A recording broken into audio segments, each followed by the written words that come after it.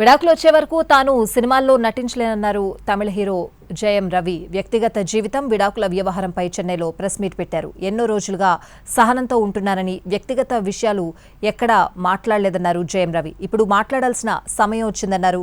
తన పిల్లలకు కూడా తనని దూరం చేశారని కన్నీరు పెట్టుకున్నారాయన. తనకు జరిగిన అవమానాలు ఇక భరించడం తన వల్ల కాదని వాపోయారు. విడాకులు వస్తాయా రావా అనేది పక్కన పెడితే తనపై జరుగుతున్న ట్రోలింగ్ బాధేస్తోందన్నారు హీరో జయం రవి. కెరియర్లో 95% చిత్రాలు హిట్ అన్నారు. ఎంతో కష్టపడి ఈ స్థాయికొచ్చానని, మహిళల హక్కుల కోసం ఎన్నో పోరాటాలు చేశారని చెప్పారు. అలాంటి తనపై ఎన్ని నిందలు వేస్తున్నారని ఆవేదన వ్యక్తం చేశారు. పిల్లలకు మంచి భవిష్యత్తు ఉండాలని లక్షలు పెట్టి వాళ్లను చదివించానని తెలిపారు. వాళ్లపై తనకు ప్రేమ లేదని రాసేస్తున్నారని, అవి ఎంత బాధిస్తాయో మీకేం తెలుసంటూ బాధపడ్డారాయన. ట్రోలింగ్ కారణంగానే తన స్నేహితురాలు కెనిషాను కోల్పోయానని నటుడు జయం రవి అన్నారు. ఆమె ఎన్నో వేధింపులు ఎదుర్కొందన్నారు. ఇక తన వ్యక్తిగత జీవితంలో అడ్డంకులు అన్నీ తొలగిపోయిన తర్వాత ఖచ్చితంగా నటిస్తానని చెప్పారు.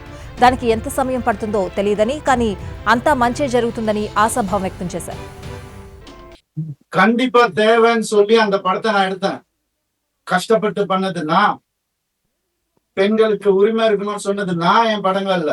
என்ன சொல்றீங்களா? பெண்களை பத்தி தெரியாதுன்னு எனக்கு. எங்க அம்மா என்ன அப்படி வளர்க்கல. பேராண்மை படத்துல நான் சொன்ன டயலாக் எல்லாருக்கும் இன்னைக்கு வரைக்கும் சொல்லிட்டு இருக்காங்க. பெண்கள் மிகப்பெரிய சக்தி, அது தேவையில்லாம வீணடிக்க கூட நினைக்கிறேன். நான் சொன்னேன். ஏன் 14 வருஷம் இருந்தேன் நானு என்னோட எக்ஸ் லைஃப்ல. அப்பெல்லாம் சொல்லி அவர் கடவுள், அவர் திட்டினதே கிடையாது, நான் தான் திட்டுவேன். எல்லா இன்டர்வியூ இருக்கு, எல்லா எவிடன்ஸும் வருது, நிறைய இருக்கு. 2 வருஷம் நான் குவைட்டா இருந்தது உண்மை ஜெயிக்கணும், சத்தியம் நிலநாட்டணும்ன்ற ஒரே காரணத்துக்காக தான் நான் குவைட்டா இருந்தேன். எல்லாம் வருது. உங்களுக்கு சர்ப்ரைஸ் வெயிட்டிங்ஸ் இல்லதெல்லாம் வெயிட் பண்ணுங்க, கொஞ்சம் எனக்காக பொறுமையா இருங்க. அதான் ஃபெமினிசம். என்ன நினைச்சிட்டு இருக்கீங்க ஃபெமினிசம்னா? நான் இப்ப நானும் ஃபெமினிஸ்ட் தாங்க. எப்படிங்க என் குடும்பத்தையே நான் அகைன்ஸ்டா எப்படிங்க பேசுவேன்? 14 வருஷம் பேசலையே, பொறுத்துக்கிட்டேனே. என் பிள்ளைங்களை பார்த்து லைஃப் ஹாப்பியஸ்ட் டேன்னு நான் ட்வீட் பண்ண, அவனும் நானும் சேர்ந்து டிக் படம் நடிக்கும் போது ஏன் பிள்ளைங்க நான் எப்படிங்க விடுவேன்? கேட்டுதான் இருப்பீங்களா? இப்படிதான் 50 லட்சம் ரூபா தெரியுமா? 2 பேர் ஸ்கூல் ஃபீஸ் எத்தனை வருஷம் நான் கட்டி பார்த்துட்டு இருக்கேன். அவங்களுக்கு நல்ல லைஃப் கிடைக்கணும்னு. குழந்தைங்க பாசத்தை பத்தி பேசாதீங்க.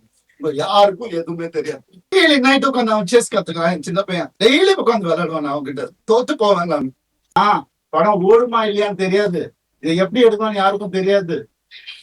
கண்டிப்பா தேவைன்னு சொல்லி அந்த படத்தை நான் எடுத்தேன். கஷ்டப்பட்டு பண்ணது நான். பெண்களுக்கு உரிமை இருக்கணும்னு சொன்னது நான் என் படங்கள்ல. என்ன சொல்றீங்களா? பெண்களை பத்தி தெரியாதுன்னு எனக்கு. எங்க அம்மா என்ன அப்படி வளர்க்கல. பேராண்மை படத்துல நான் சொன்ன டயலாக் எல்லாருக்கும் இன்னைக்கு வரைக்கும் சொல்லிட்டு இருக்காங்க. பெண்கள் மிகப்பெரிய சக்தி, அது தேவையில்லாம வீணடிக்க கூட நினைக்கிறேன். நான் சொன்னேன். ஏன் 14 வருஷம் இருந்தேன் நானு என்னோட எக்ஸ் லைஃப்ல. அப்பெல்லாம் சொல்லி அவர் கடவுள், அவர் திட்டினதே கிடையாது, நான் தான் திட்டுவேன். எல்லா இன்டர்வியூ இருக்கு, எல்லா எவிடன்ஸும் வருது, நிறைய இருக்கு.